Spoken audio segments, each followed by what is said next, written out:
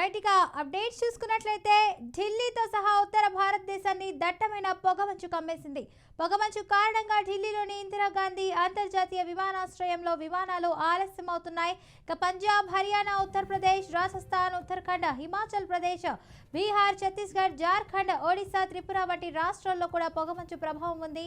ఇక విజిబిలిటీ పడిపోవడంతో ప్రయాణికులైతే ఇబ్బందులు పడుతున్నారు. రాబోయే రోజుల్లో పొగమంచు కొనసాగే అవకాశం కూడా ఉందని ఐఎండీ హెచ్చరించింది. ఇక ప్రయాణికులను అప్రమత్తంగా ఉండాలని సూచించారు.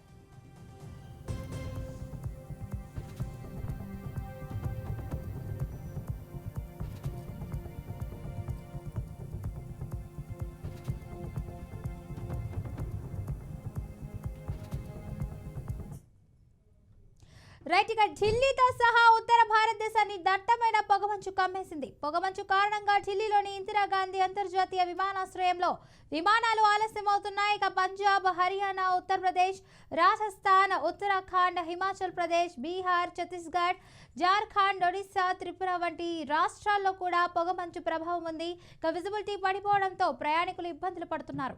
రాబోయే రోజుల్లో పొగమంచు కొనసాగితే అవకాశం ఉందని కూడా ఐఎండీ హెచ్చరించింది. ఇక ప్రయాణికులను అప్రమత్తంగా ఉండాలని సూచించారు.